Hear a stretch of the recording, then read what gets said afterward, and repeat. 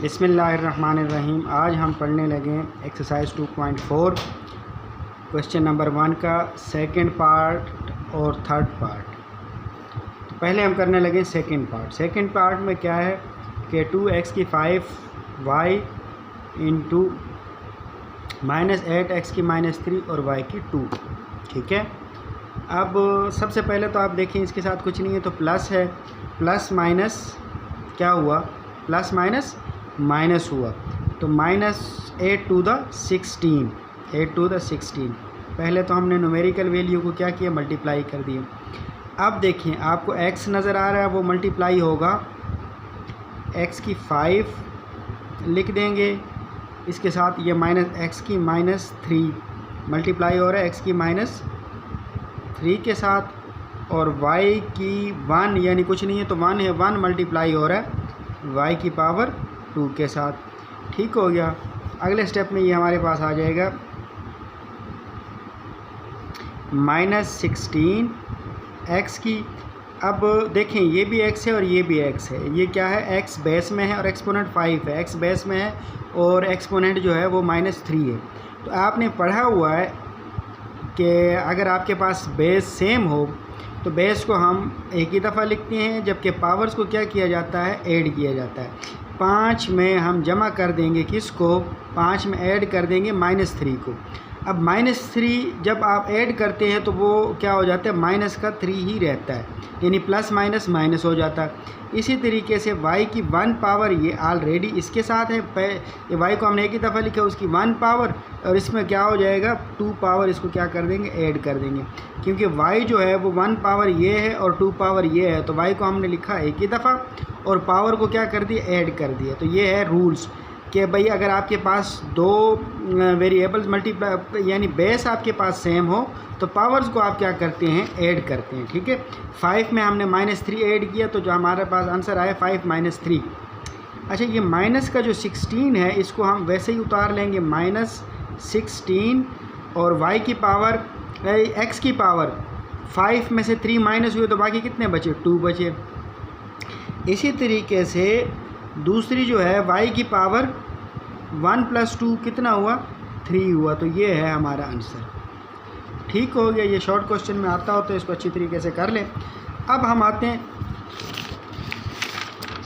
Question number 1 का जो third part है उसकी तरफ आते हैं। ठीक है। अच्छा, अब थर्ड पार्ट में आपको नज़र आ रहा है कि ये हमारे पास x की -2, y की पावर -1, z की पावर -4 डिवाइड बाई x की 4, y की -3, z की 0 और होल पावर कितनी है, -3। होल पावर को तो आप अभी ना छेड़ें, ऐसे ही उसको उतार लें, -3 को वैसे ही उतार लें। ठीक हो गया। अच्छा, अब x की पावर कितनी है, ऊपर x की पावर है -2 और नीचे x की पावर कितनी है, x की ऊपर वाली पावर है -2 और नीचे पावर है +4। तो इसका मतलब ये हुआ कि हम उस ऊपर वाली टर्म को या ऊपर वाले x को नीचे ले आते हैं ताकि उसकी पावर ऊपर माइनस में है, जब वो नीचे आएगा तो उसकी पावर क्या हो जाएगी, प्लस हो जाएगी। तो हम लिखने लगे x की 4, x की -2 की बजाय आप क्या लिखेंगे, +2, यानी ये ऊपर वाला जो -2 था वो नीचे आके क्या हो गया, प्लस का 2 हो गया। ठीक है।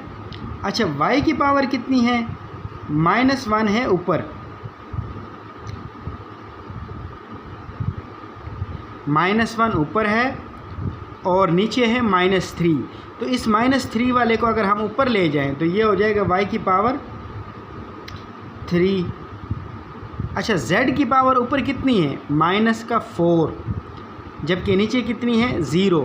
अब किसी भी चीज़ की अगर पावर 0 हो, मिसाल के तौर पर हम कहते हैं कि a की पावर है 0, क्या ले रहे हैं हम, a की पावर 0 ले रहे हैं।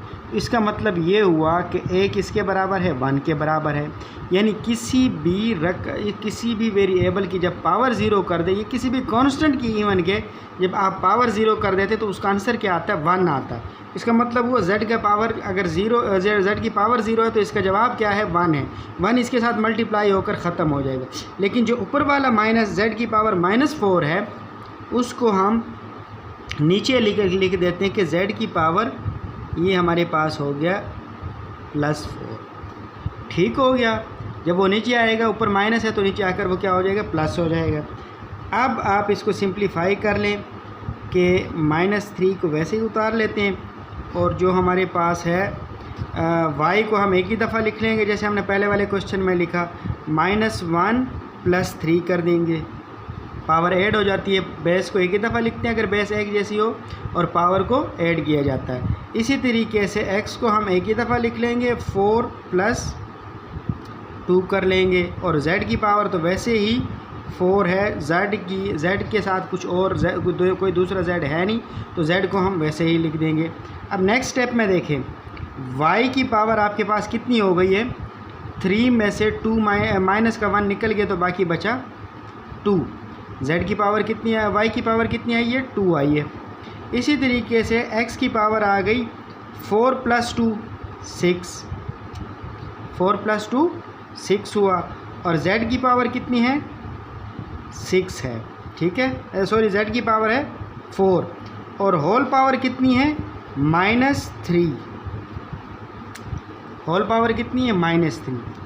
अब ये इंतहाई अहम एक रूल है, मैं इस क्वेश्चन को बाकी यहाँ पर करने लगा हूँ। ये एक इंतहाई अहम रूल है कि अगर आपके पास कोई फ्रैक्शनल फॉर्म में कोई रकम हो और उसकी पावर माइनस में हो तो आप क्या कर दें, उस फ्रैक्शन को उल्टा दें, यानी उसको क्या कर दें, उसका इन्वर्स ले लें।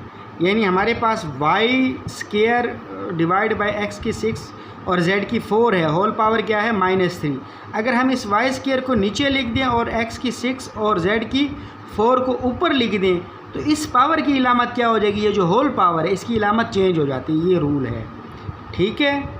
ये रूल इंतहाई अहम रूल है और समझने वाला है, आपका याद रखने वाला है। इसको आप याद रखें कि अगर आपके पास होल पावर माइनस में हो तो आप उसको कैसे कर सकते हैं, प्लस में कैसे कन्वर्ट कर सकते हैं कि आप जो ब्रैकेट के अंदर रकम है उसको क्या कर दें, उल्टा दें। ऊपर वाली रकम को नीचे लिख दें और नीचे वाली रकम को ऊपर लिख दें। तो ये हमारे पास y जो स्क्वायर है, y का स्क्वायर आ जाएगा हमारे पास नीचे और z की x की 6 उसको भी हमने ऊपर लिखा और z की 4 को भी हमने ऊपर लिखा। और ये जो ऊपर होल पावर है इसकी इलामत हमने क्या कर दी है, माइनस से प्लस कर दी है। यानी पहले -3 था, अब क्या लिखा, +3। अब कुछ बच्चे कहेंगे कि ये x की 6 को जब हम ऊपर लेके जाएंगे तो इसकी इलामत हमने चेंज नहीं की है।